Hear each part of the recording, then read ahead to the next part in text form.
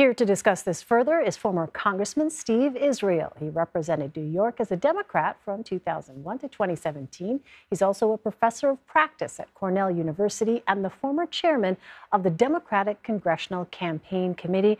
Congressman, welcome. Thanks very much for joining us. So why did it take so long, you think, for this story to get national attention? Well, this is a very bizarre story. I represented large swaths of this district for 16 years. My successor was a Democrat who also won the district rather comfortably, and that is why it has taken so long. This is a perfect storm rooted in complacency. The Republicans nominated Mr. Santos.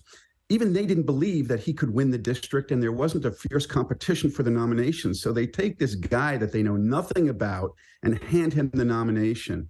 The Democratic Congressional Campaign Committee, which again I used to chair, did some basic opposition research, put together a book on Mr. Santos that had red flags. They gave that book to Mr. Zimmerman, the Democratic candidate.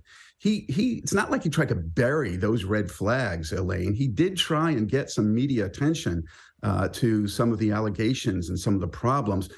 Frankly, the media's response was, this is a Democratic district. You're going to win, Mr. Zimmerman. This isn't really a story because this guy doesn't really have much of a chance. It took the election of this ghost, this stealth candidate, to finally get people to pay attention to the fact that, politicians do embellish their resumes, but this guy made himself up. So we're going to talk more about the media in just a moment, but I do want to ask you, because there was a sense that Democrats would retain this seat. What do you think happened, Congressman? Did they drop the ball here? Well, look, there might have been some, in the benefit of hindsight, there might have been things that some could have done. Frankly, the DCCC, the Democratic Congressional Campaign Committee, did that initial research, found some problems, went to the Zimmerman campaign. Look, I can tell you firsthand as somebody who has run in that district, you're triaging. You've got to raise a lot of money in an expensive media market. Now you have certain things that you can decide to further explore them, maybe hire an opposition research firm. The Zimmerman campaign made the decision that they would try and share this with the media, but focus on their fundraising, focus on their canvassing, other elements. I don't question that strategy. I am concerned, however, that the Republicans end up nominating somebody without doing any vetting, no opposition research on him. That's where this problem begins. Yeah, so the Republican House leadership appears to be remaining silent so far on all of this. What might their strategy be here? Yeah, I think they're playing for time right now. Look, there's a lot of speculation that maybe Mr. Santos will resign. The Republicans may not seat him. The Republicans are going to seat him. Here's what they are playing against. As your reporting just indicated, Kevin McCarthy has a vote on January 3rd. It is a very narrow margin. He cannot afford to lose one vote.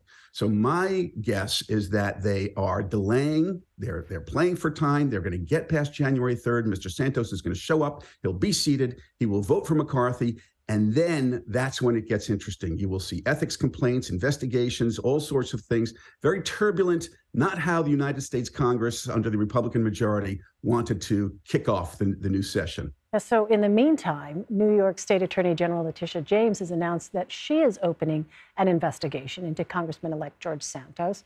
What can come out of that investigation? Well, Mr. Santos was required to sign affidavits. He has financial disclosures that he was required to sign.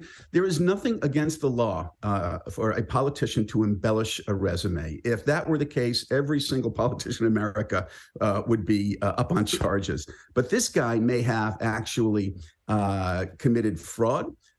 He may have signed affidavits that were not correct, that were not just embellished, but wholly made up fabrications.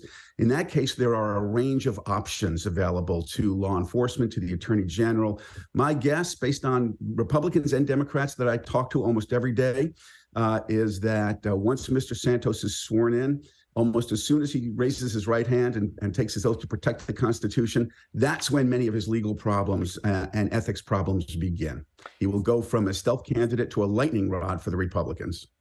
All right. So more broadly, you mentioned the news media a moment ago. So with the battle to control Congress as tight as it was last month, is what happened here perhaps a cautionary tale about what can happen when both political parties and news organizations, which we all know have limited resources, do not scrutinize every race equally. It is very much a cautionary tale, and it is part of what is happening to the discourse of democracy. When you have candidates who are nominated without any vetting at all, not based on the quality of the candidate, but based on how extreme they are in this polarized environment. And when you have these red flags in opposition research that are largely ignored, frankly, by the media, and when you have campaigns that have to raise money rather than trying to prosecute the case against a candidate who has these red flags, that's not good for democracy. You know what the end result is? Long Islanders are now represented by a candidate they knew nothing about.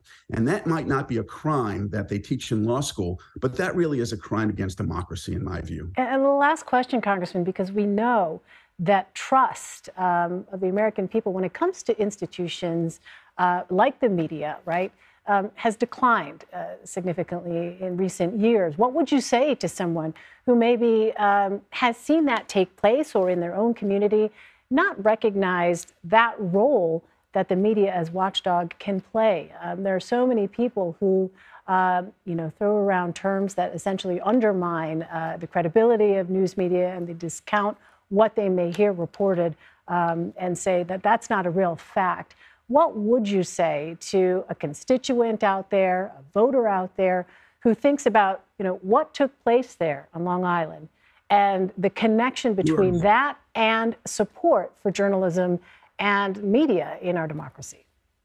Elaine, you are exactly right. In fact, Mr. Santos's first line of defense, his first public statement was, "I did nothing wrong. This is all about the liberal elite at the New York Times." And so he did that traditional pivot. And that continues to undermine people's faith in journalism and democracy. One of the things we need is to find ways in this country of supporting local independent journalism. The local media outlets saw these red flags and they made decisions. Well, we just don't have the bandwidth to really investigate this. And then they were surprised the day after the election to learn that they should have investigated. So we need to increase resources for local journalism, for investigative journalism. And finally, this. Ultimately, it's the people who will decide Mr. Santos's fate. They may not decide his fate legally, but if he retains his seat and if he runs again in 2024, it is the people who will decide whether he should be rewarded or replaced. And so ultimate justice will be served by the voters. Steve Israel, Congressman, thanks very much for your time and for your insight today. We really appreciate it. Thank you.